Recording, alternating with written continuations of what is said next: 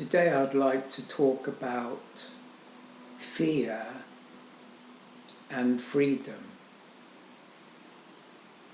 I just want to really go into what fear has meant to me in my life and how fear is looked at and dealt with within spirituality.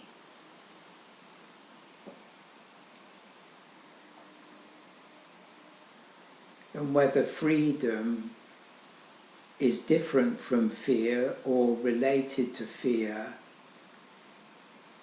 in some way.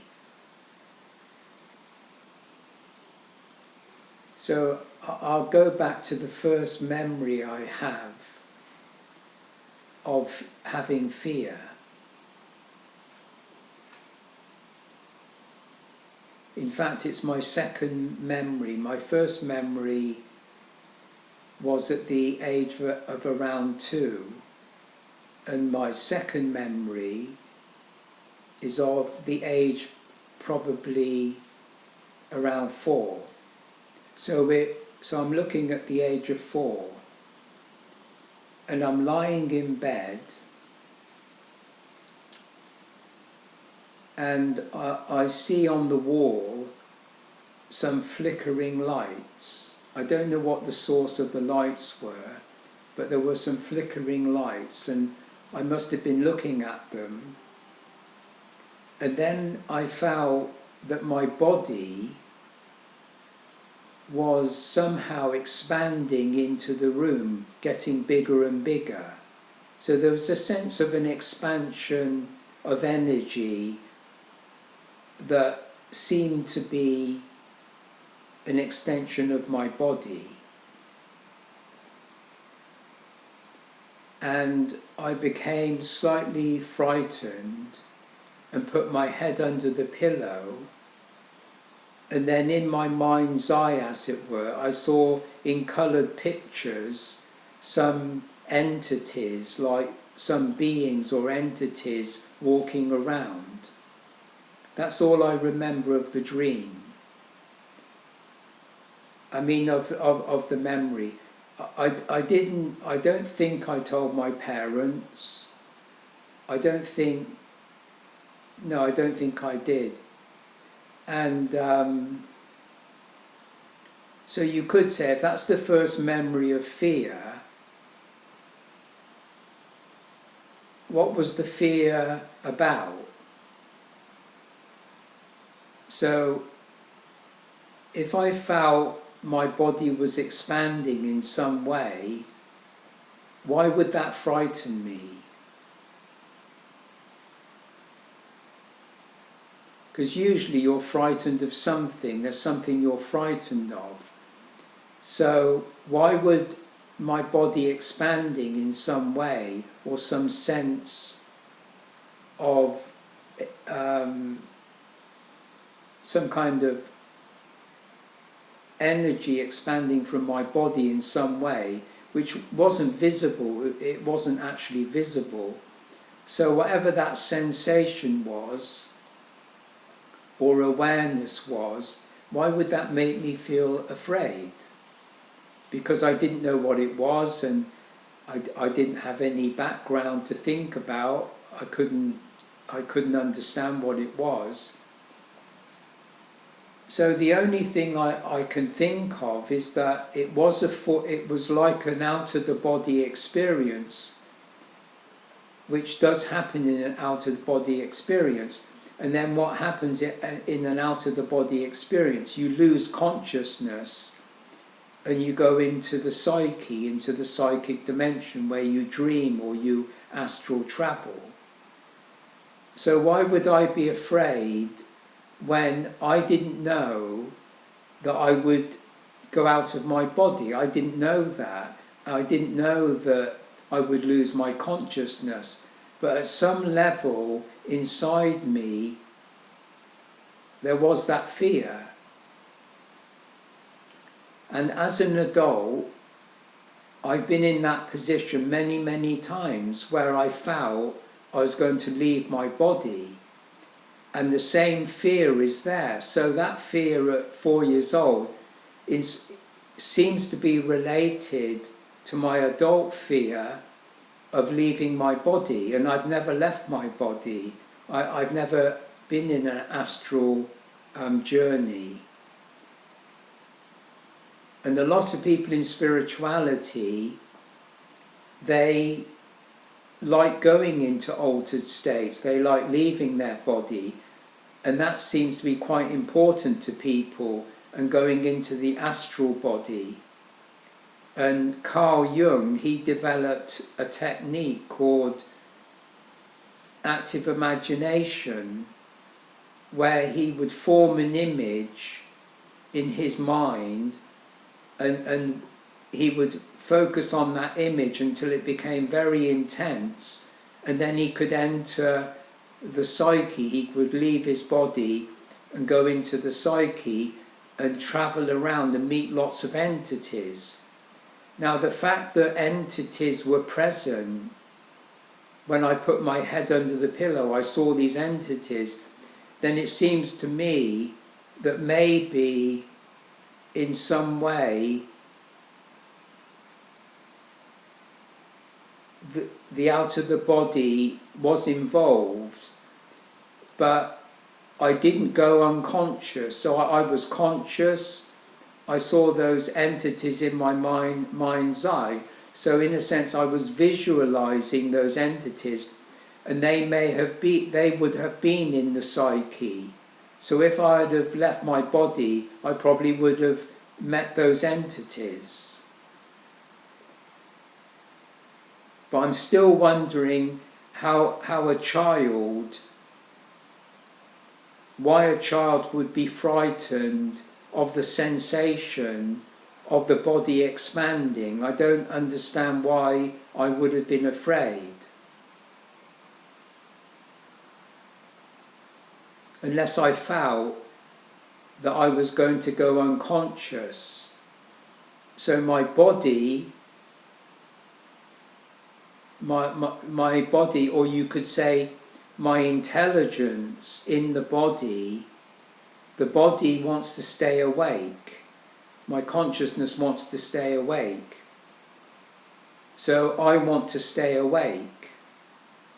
And something is maybe happening to my body, my psyche, my consciousness, that is pulling me out of my body, and my intelligence, you might say, would resist that.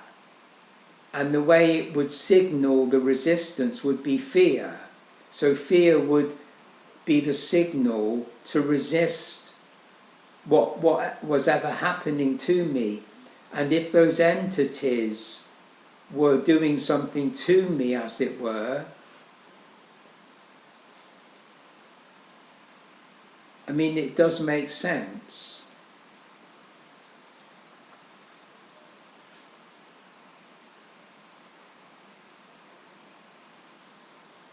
So, as I say, I've had fear quite a lot in my adult life.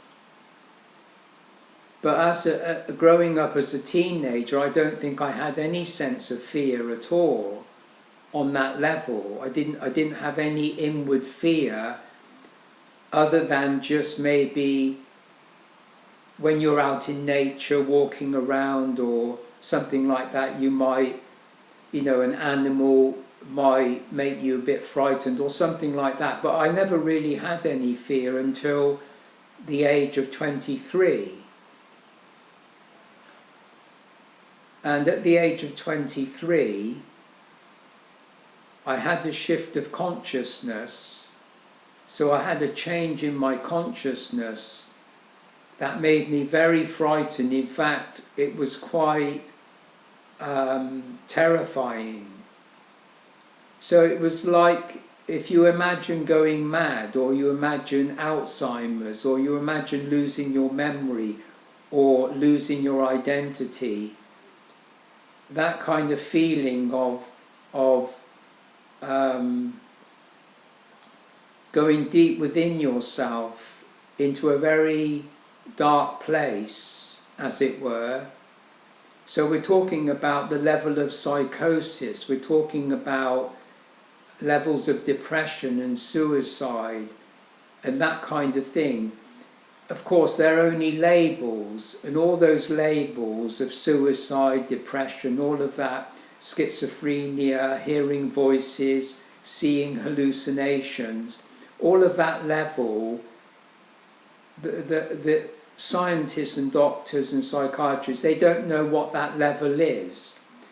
And some evolutionary psychologists try to link it to evolution and said that at a very early stage in evolution, that area of depression, for example, was almost a refuge. It was like a kind of place where you could go and withdraw from the activity of the world around you. It was almost like a kind of resting place. It was almost like a place you could retreat to in yourself, a kind of solitude. So maybe that level in the past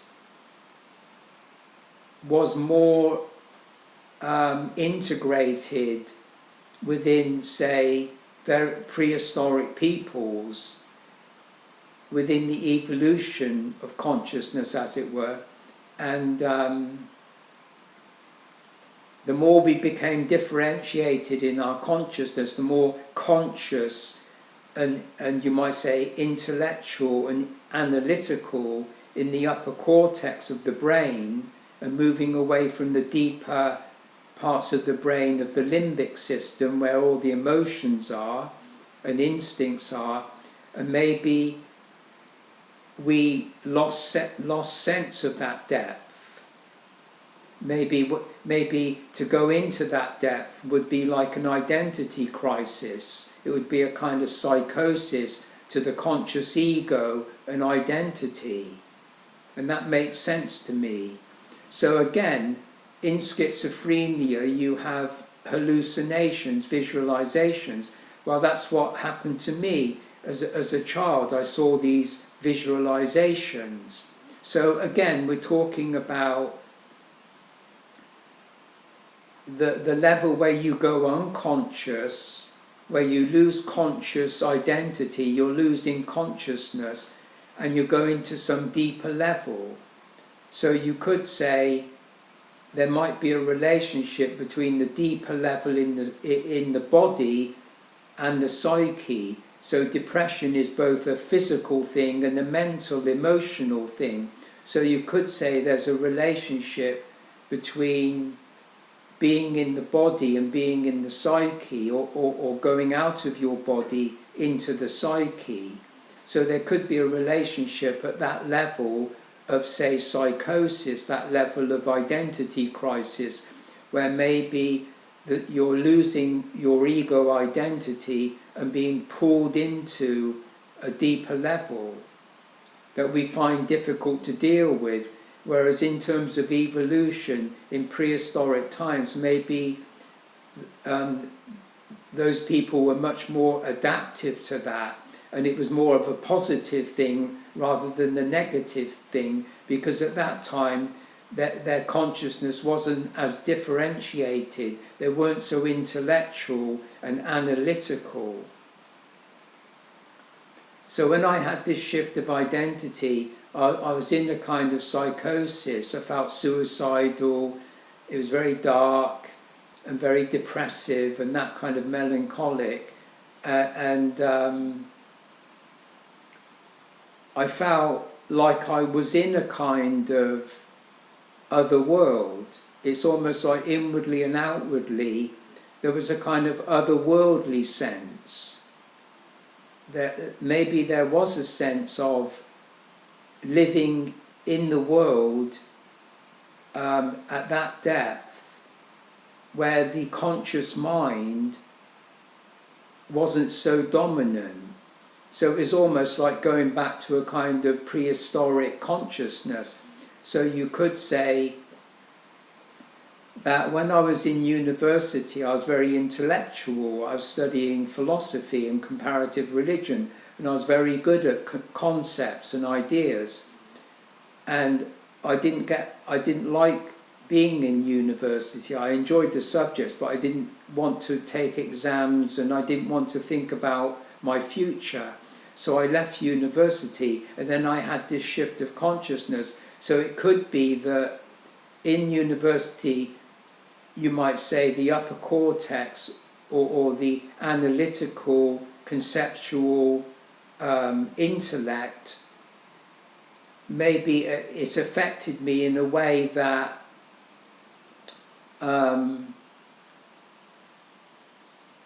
in some way didn't suit me, or it might have, you might say, in going higher, then as a polarity you go lower. So as I developed that higher level of functioning in my thinking, you could say by coincidence the deeper level of emotions was being constellated as a balance within my organism.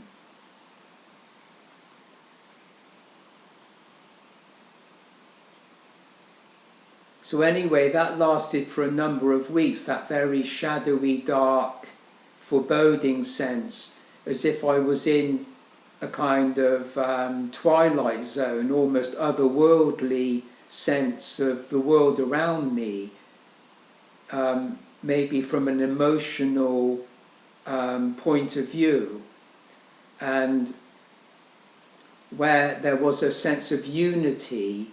Whereas in your conscious mind, you might say, in your intellect, everything is like a sense of duality. There's a kind of separation between things. There's a more fragmentation of consciousness and a fragmentation of the world, where your identity is very differentiated and you feel separate from the world and separate from other identities because you're becoming an individual.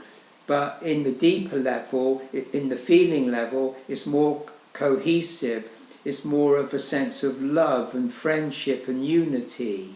So that could have all been happening to me. So I was afraid, very deeply afraid at that level, and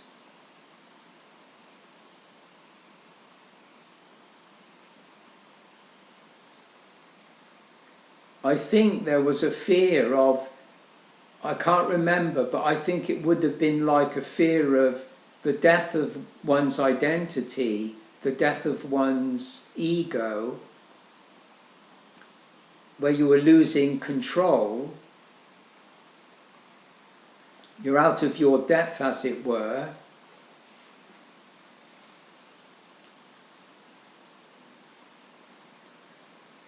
A bit like losing your consciousness and going unconscious.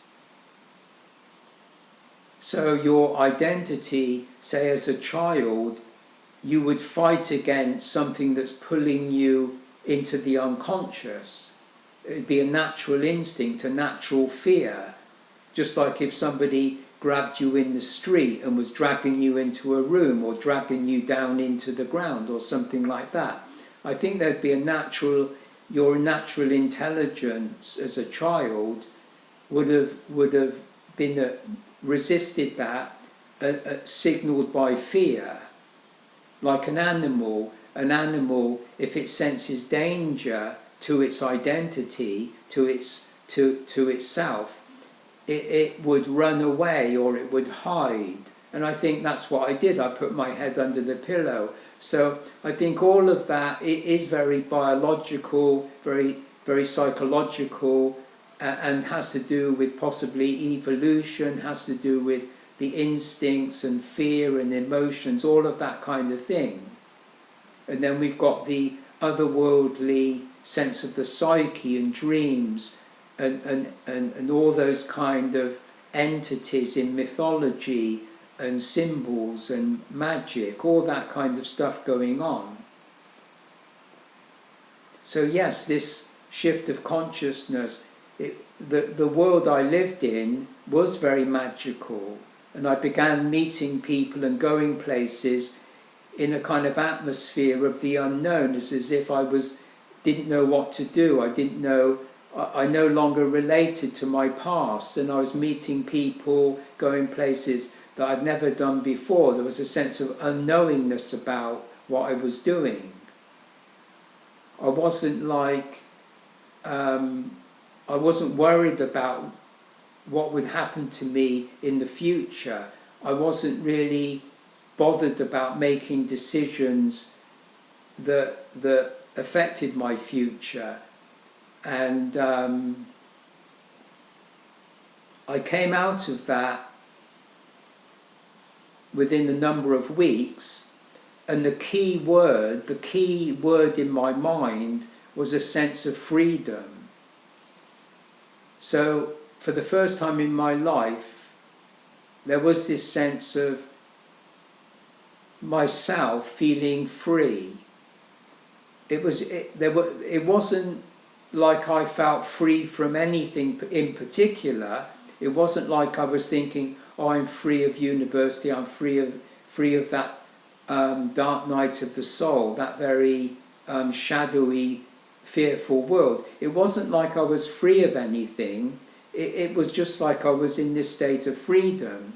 And then I started meeting people that put me on to spirituality, especially Eastern Buddhism, and I then discovered that the state of mind I was in is what they call Nirvana, which is emptiness or shunyata. So it's really the level of enlightenment and liberation. So I immediately realized that I was in that state of liberation or freedom. And when you're in the one mind, as they say, the freedom, the liberation, you might say is absolute. It's not freedom from anything, it's just the pure freedom of the emptiness of the one mind. So the freedom is simply, you might say, that there is no content, there's no context, there's no limitation, it's eternal. So it is pure freedom. So I was going about in New York in a state of freedom, in a state of enlightenment, in a state of absolute oneness. So what I'm saying in that way,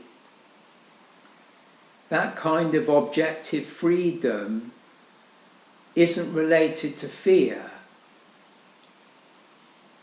And you might say, when you're afraid, then in a sense, you're holding on to something, you're afraid of something, and you're holding on to something. So in a sense, what you're really holding on to is yourself. So in Tibetan Buddhism, when you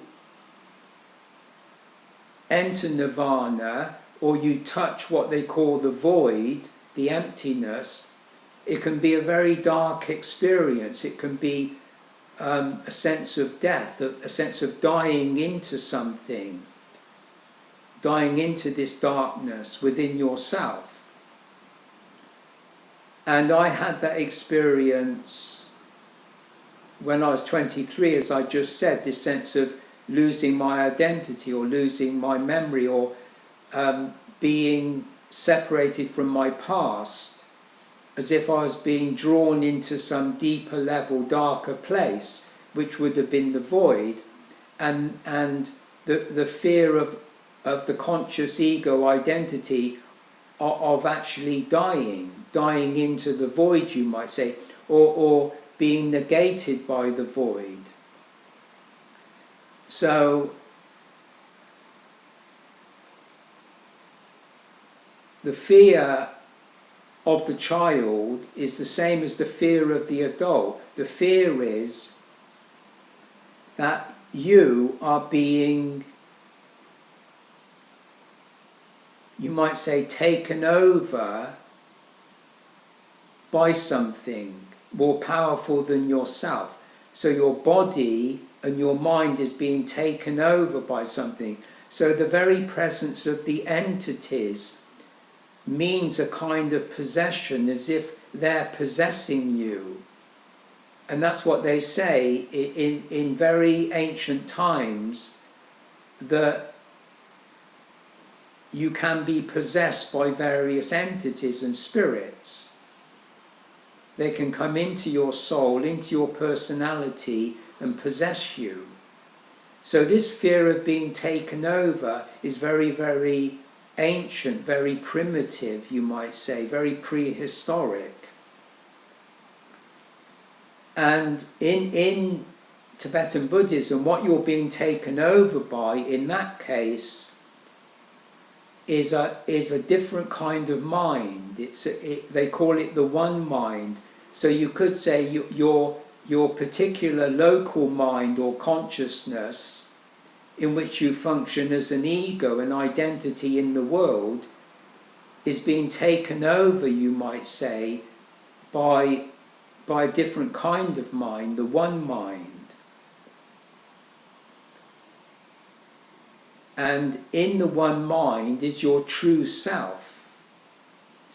So when you become a Buddha, you become your true self. You become indivisible as an individual. So when we grow up, we're conditioned by the world we live in terms of an identity. So as a child, at 4 years old, you might say your identity on the conscious level is not formed. You might say it's not formed properly, but the fact is it's conditioned by the animal body. It's conditioned psychologically by your environment, from your parents. So you have the instinct of fear, and you have the conditioning around you as well from your parents psychologically, socially. Now, in the child of 4, the self, as distinct from the ego identity, which is conditioned, the self not being conditioned, because the self is of the one mind. So when I entered into the void, and I was experiencing the negation of my ego, which is on the more conscious level. So as I was entering a more unconscious state, you might say, then I was becoming more aware of myself. So when I came out of the darkness into the light, as it were, I was fully self-aware. For the first time in my life, I was aware of myself and not centered in my ego. And so once I was liberated, my ego identity still functioned, everything was normal, my consciousness was normal, only I was aware objectively of my consciousness. So I was actually self-aware of my consciousness and my identity. Whereas before, I was simply living out of my identity. I was just simply a student, and you know, I had girlfriends, and I just had a normal identity. And then I became self-aware, which means before the age of 23, myself I was unaware of myself as being different from my ego. So that shows that when you grow up, you can't make that distinction between yourself and your ego identity. So they're very, very close, but very, very different. Because the self is eternal and the identity ego is mortal. It's going to die, you know, so when you die, your identity dies with you, you might say. Your ego dies or is negated in death, and then the self carries on. And when you have an out of the body, what people say is when they have an out of the body, then they feel that they're not going to die.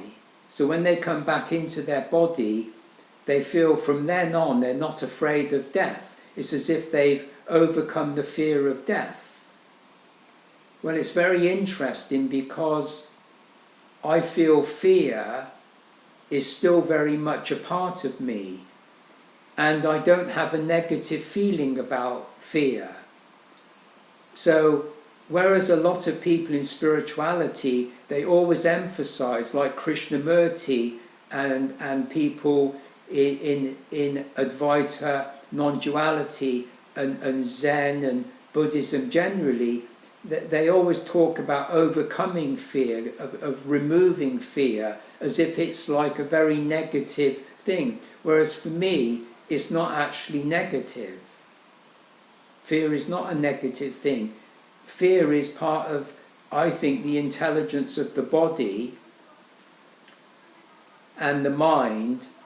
And I think once you're free of the ego identity, where the fear is centered, then in a sense, although you're frightened in your identity, your ego mind, you're not afraid as yourself, because you're free of the conditioning. You understand that you're not conditioned by anything.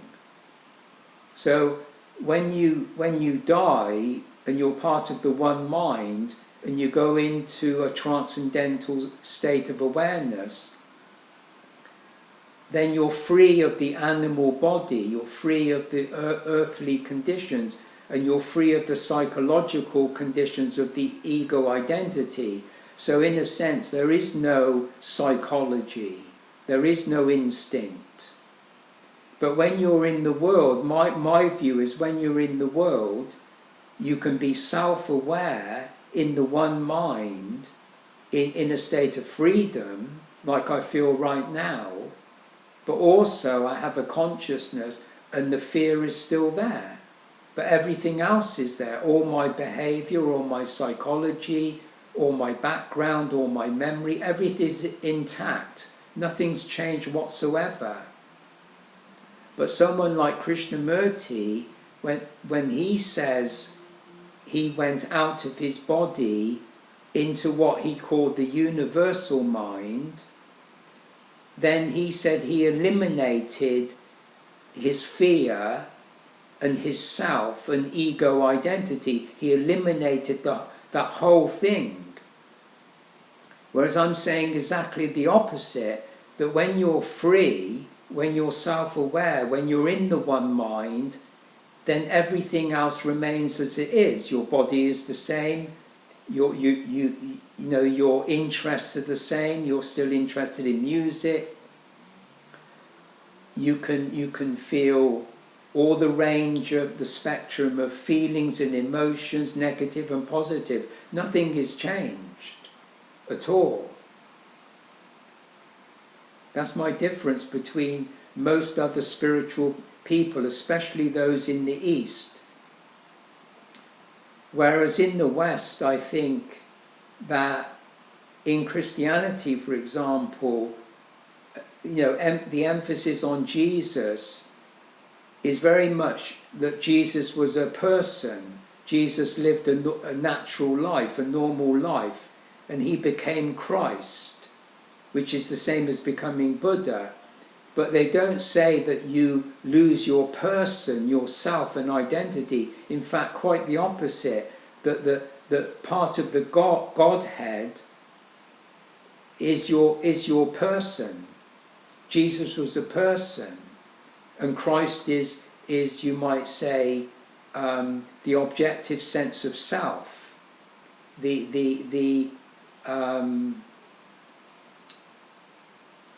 true self. But also Jesus, the person, is very important, which is Jesus, the soul. And the soul is the psyche, and the psyche is the personality. So the identity of Jesus, the soul, the person of the soul, is part of the Godhead. And I agree with that, because in Tibetan Buddhism, when you go into Nirvana, as the Buddha did, it's also referred to as the Buddha essence. So in a sense, you keep the essence of your yourself, which is your person. So in effect, the Buddha took with him, I believe, his soul essence, the essence of his person, which is the essence and meaning of his life, the life he lived as a person.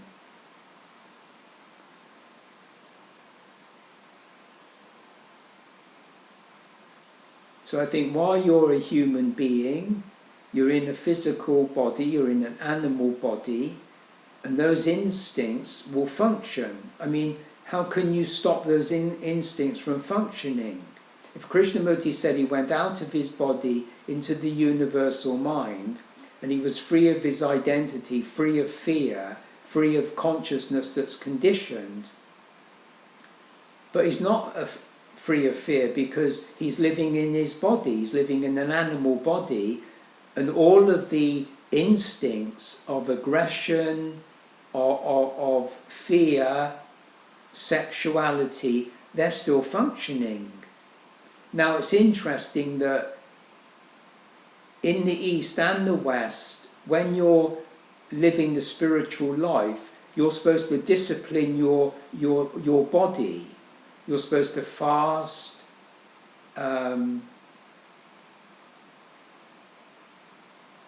as I say, overcome fear.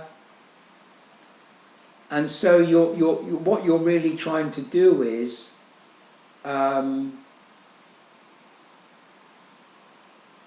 dissociate in your mind from your body.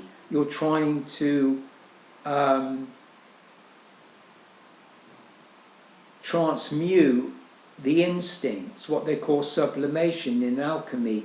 You're trying to go beyond your instincts. Now what I'm saying is that's unnatural, that's actually a wrong thing to do. I think you should respect your body, the intelligence of the animal, because in the animal kingdom, animals are very intelligent. Animals have survived for millions of years. And I think that you should leave your animal body, your body as such.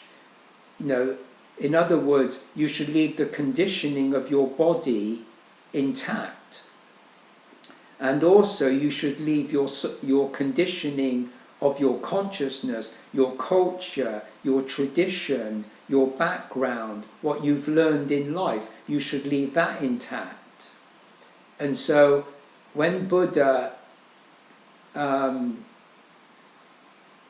was living the spiritual life, at the end of his journey, he had a life review. So he reviewed all of his life, and they say that he reviewed his past lives in reincarnation. But whatever he did, he reviewed his life, he looked over the whole of his life. So you could say by doing that, he was respecting his life, or what you might call his karma. He was reviewing his karma and making sure that he got everything right, that his life is in order, that he's been responsible for his life, and that he's lived a life of truth, he's lived a life of virtue in the world. And that's why I say that in his life review, I believe he distilled the meaning and essence of his life, of his soul, of his psyche, of his psychology, of his culture, of his history, of his past, of his tradition going back to the ancestors. So I'm saying he took that with him, he integrated that into himself.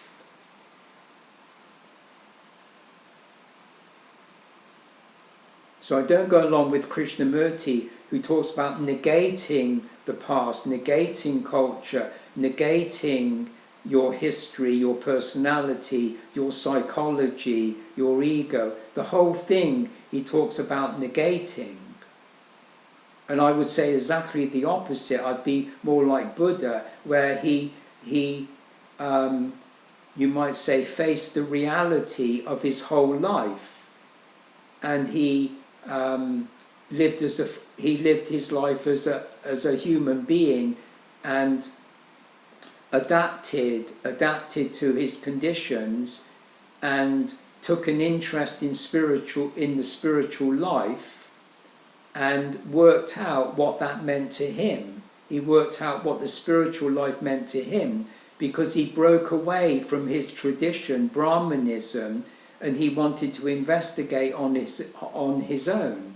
And that's what Krishnamurti did, and that's what I've done. I don't belong to a tradition, and I've never meditated even.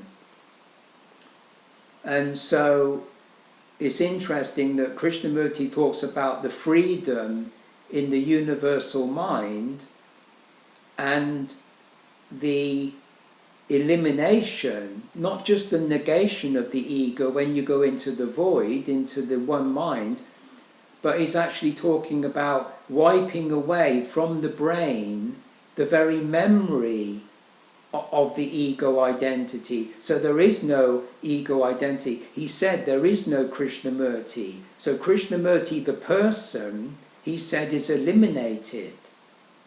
In fact, he said that when he's talking to David Bowie in dialogue, as he's talking to him, he says there is no Krishnamurti. So you might say, in terms of David Bowie, who is David Bowie talking to?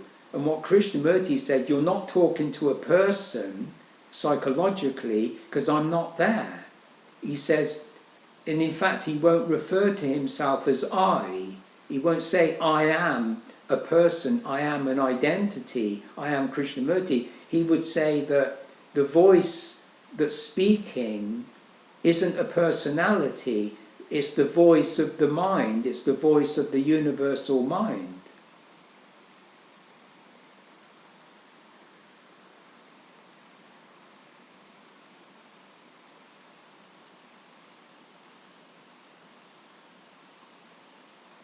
So if I look at my life now, and I feel I'm in the one at the moment, the one mind, and I'm just sitting here with the one mind, myself in the one mind is free. Now, I don't say I'm free of anything. I'm not saying, oh, I'm free of fear, I'm free of the world, I'm free of the personality, I'm free of the problems, I'm free of the conditioning. No, I don't say that. All I'm saying is, it's a sense of freedom. So that when I was doing poetry and art, creatively at a very deep level of inspiration, I felt free doing that. But it's a different kind of freedom. You see the animals running around, you see children running around, very free, very, very liberated.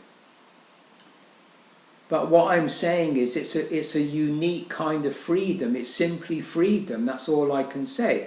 It's just freedom. Whereas when you might say, in your personality, in the body, in the personality, then it's a different kind of freedom. It's usually the freedom of what you're doing. So you're either free to run around or you're not as a child. You're either abused as a child or you're not abused. It all depends what the freedom is.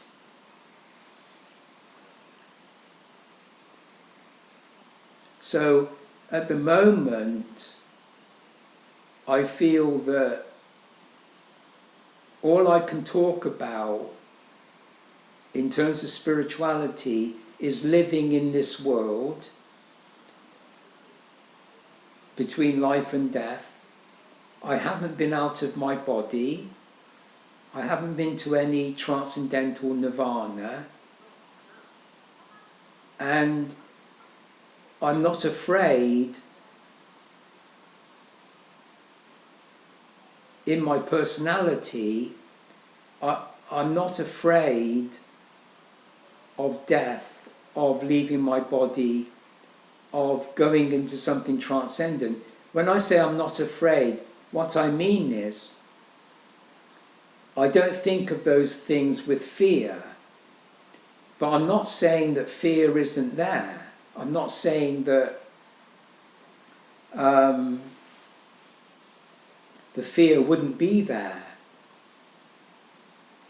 So I feel that probably when I'm lying in bed, for example, going to sleep, sometimes I do feel fear because I have certain visualizations, certain energies and lots of entities and apparitions come into the room.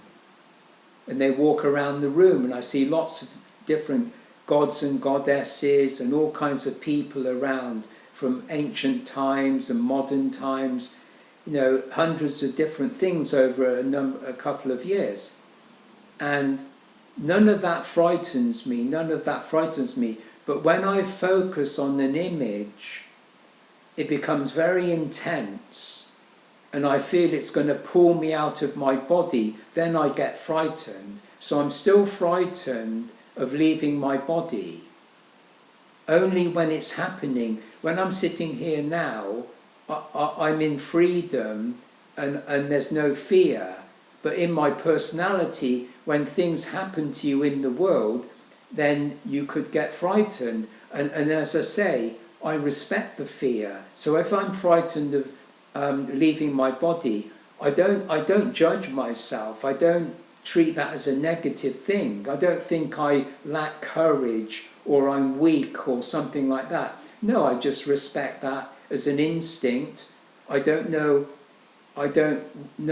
why I'm afraid of going out of my body. I have no idea. Because I know for other people there's no fear at all. They just go out of their body. You know, my friend does, my best friend. I mean, he could go out of his body at any time. So, you know, why should I feel frightened and he doesn't? I have no idea. I mean, I'm afraid of heights, so I can't go up very high. I can only go up to the second or third floor. I can't go any higher. But I don't judge that. I wouldn't go to a therapist to try to overcome a phobia. I wouldn't do that, because I am what I am. I never tried to change myself. I mean, I don't try to change myself spiritually, I don't try to change myself psychologically, and I don't try to change myself physically. I respect everything I am.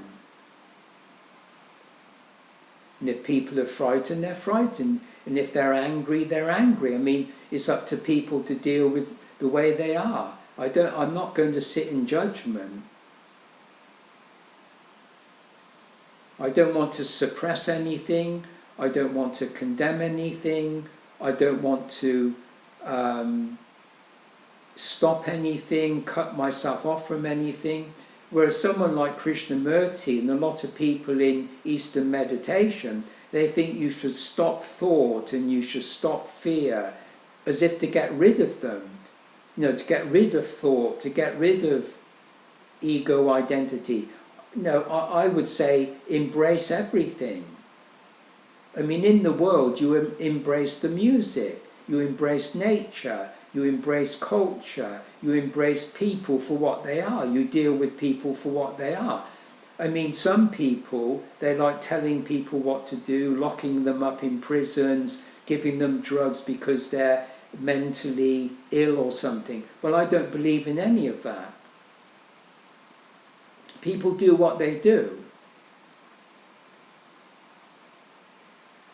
I like to deal with things as they are. If I'm walking around outside and somebody aggressive comes up to me, I'll deal with it. Other people, they call the police or do this and that. Well, I just like to live in the world and just be open to the world, and I just accept it for what it is and I deal with it. I've met violent people, I've met all kinds of people. I've lived with all kinds of people. I respect myself as a child, I respect myself throughout my life. I don't make any judgment on anything.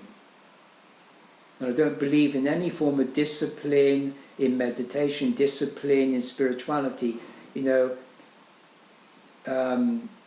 conforming to this, conforming to that, in terms of eating this and eating that, and all the kind of fetish of alternative medicine, alternative things, all of that.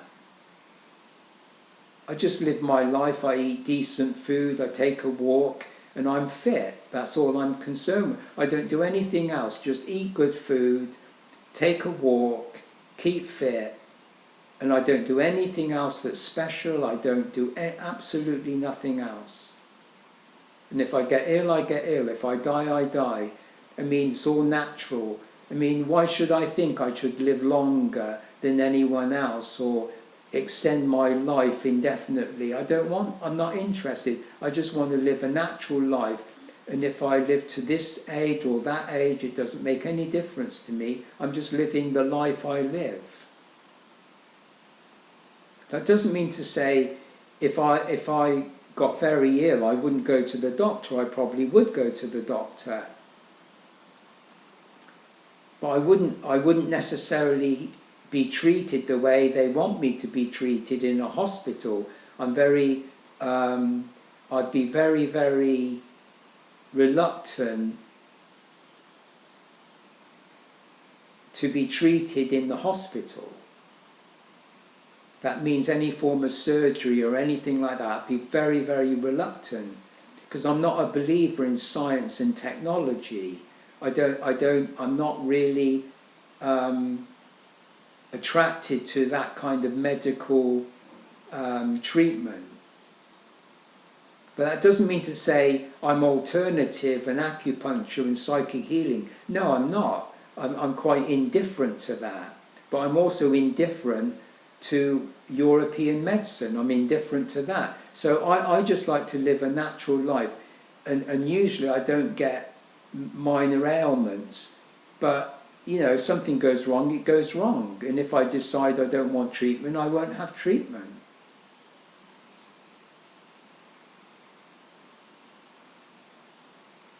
So I'm not a typical spiritual person. I'm not very moralistic, not self-righteous and all of that kind of stuff, or pious.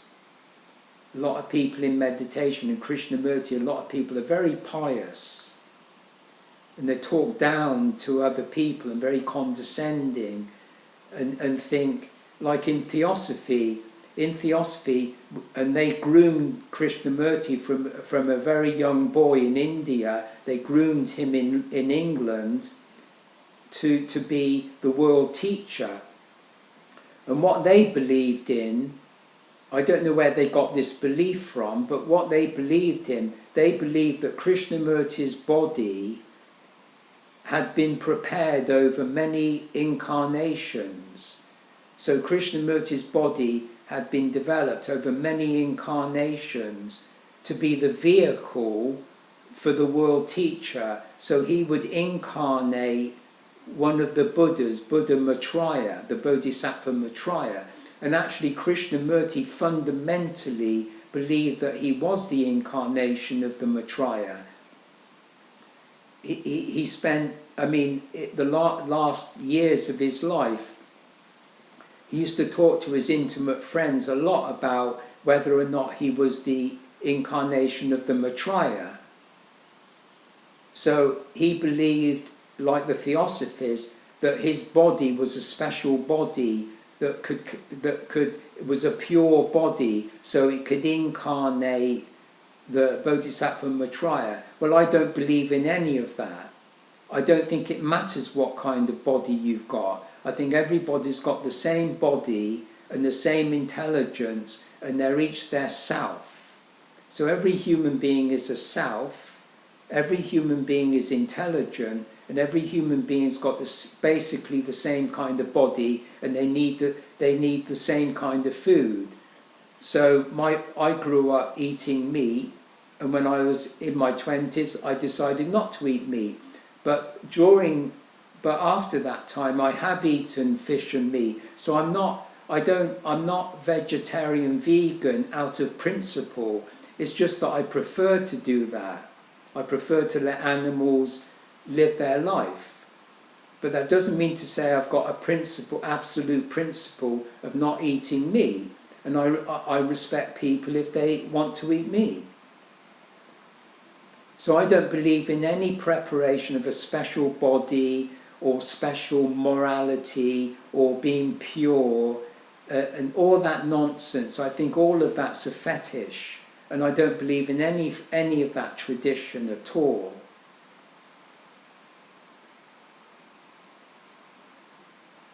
And all that talk in Christianity about Jesus being pure and without sin and all that kind of stuff, and everybody else is living in sin, they've got some corruption and they're imperfect. I don't believe in any of that. I think the child is innocent. I think every child is innocent, and when they grow up they get conditioned, and you have to face what they call your karma. That's your conditioning. You've got to live in the way you live. So my brother and sister, they live completely differently from me, and they had different conditions, different choices, and they are what they are. They did what they did. It makes no difference to me.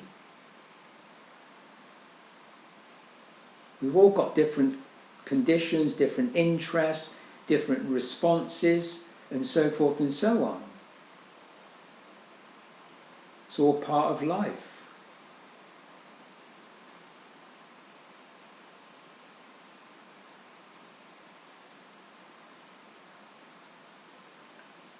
I mean, if somebody develops a talent for music and they become like a concert pianist and they're very celebrated, and you could say, oh, that's a very special life or something, and I'd say no, it's just, statistically there will be people that can play the piano. Statistically there'll be people that do poetry, because that's part of our inheritance. We inherit that from our ancestors. So just as we inherit genetic code, we inherit psychic abilities. So I inherited from my family art and poetry.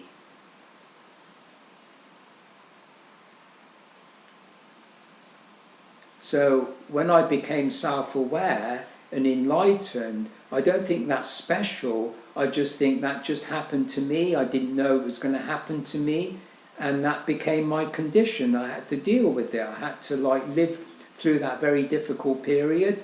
I managed to be all right, and I studied myself. I studied the sacred texts, and I've studied psychology and all of that, philosophy. And if I describe myself as enlightened, or I describe myself as being frightened, if I describe myself as English, all of that's just part of my life experience. There's nothing special. Whereas Krishnamurti thought he was absolutely unique. In fact, in a conversation with David Bohm, he thought that his going into the universal mind, he's saying that it's the first time that's ever happened to a human being on this planet. And when David Bohm brought in the idea of Buddha and Jesus and Aristotle and Plato and people from the past that said they've experienced God or the universal mind or whatever, Krishnamurti almost refuted that, and he thought he was the only one probably that's ever done that.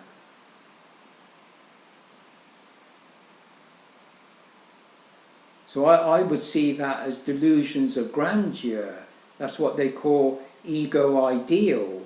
It's an idealization of yourself. You think you're tremendous self-importance in saying you're the only one, or the theosophist saying that he had the perfect body for the incarnation of one of the Buddhas, as it were. So all that kind of talk is to me nonsense.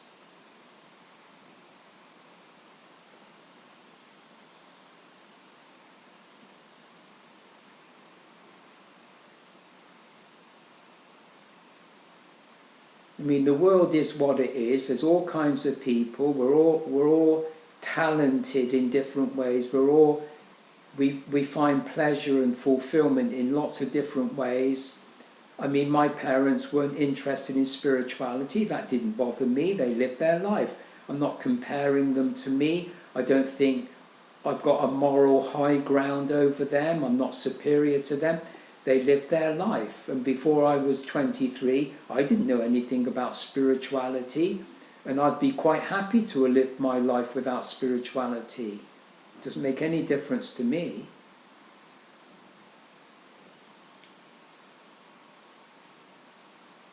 If you live your life, you know nothing about God or the universal mind or the one mind or Buddha or anything, that I don't think it matters at all.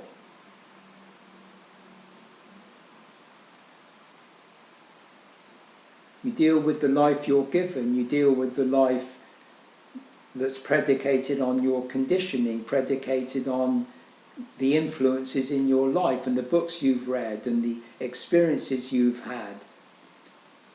I mean, a lot of my so-called psycho-spiritual experiences have been very terrible, quite terrifying, quite threatening, and you know, as I say, suicidal and very depressive, all that kind of thing.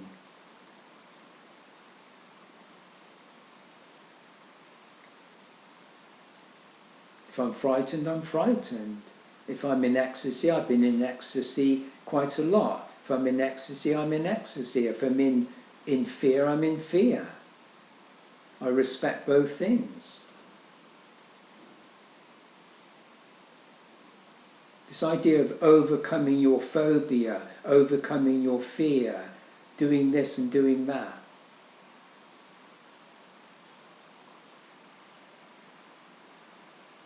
You know, educating everybody to be, you know, to pass exams and to be higher than they are or more educated. Yeah, that might suit some people to do that. Other people, they don't want to do that. And they've got drugs and they think they can enhance your memory or extend your life. Not everybody wants that. They want to live a natural life. But you don't have to make a fetish out of the natural life, and you don't have to make a fetish if you believe in transhumanism and supercomputers. I mean, you do what you do. But not everybody wants to go the way of religion. Not everybody wants to go the way of politics or the way of science. They want to be left alone to live their life.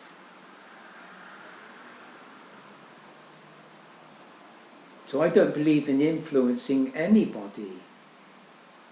Only children. Obviously you try to be positive and cultivate the, you know, to help the child realise its potential, of course. But that's the only case. When they're old enough, then they live their own life.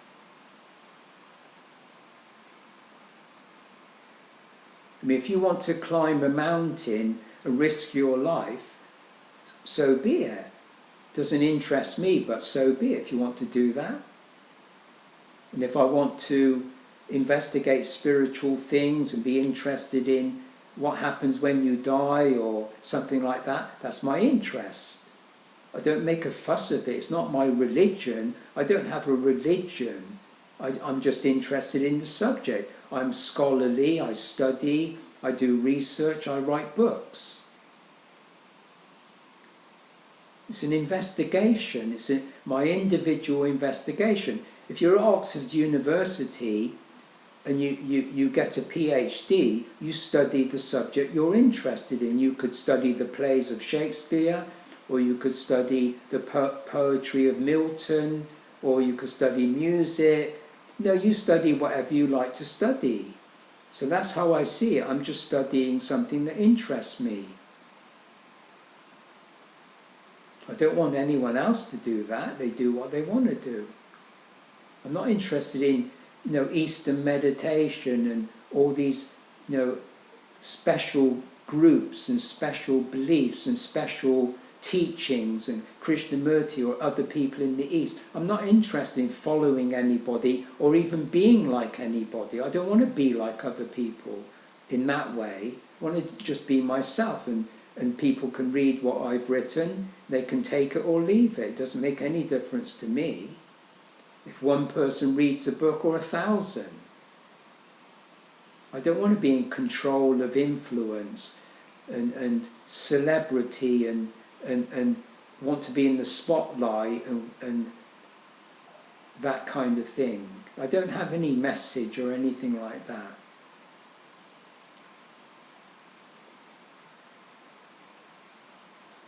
As far as I'm concerned, we all live and die, and whether you are interested in the transcendental, in Nirvana, and what happens when you die, we're all going to die anyway. I mean, whether before the age of 23, if I'd have lived my life without being interested in spirituality, I would have died, and I would find out what happens when I die, wouldn't I? And maybe nothing happens. And maybe even my research is now, maybe I won't find out what it's like to leave my body. Maybe I won't find out. But I'll still keep on investigating and wondering what will happen and studying and looking at my experiences, and maybe one day something will happen and I'll leave my body. Maybe I will, maybe I won't. But I'm not expecting anything, and you know, whatever turns out, turns out.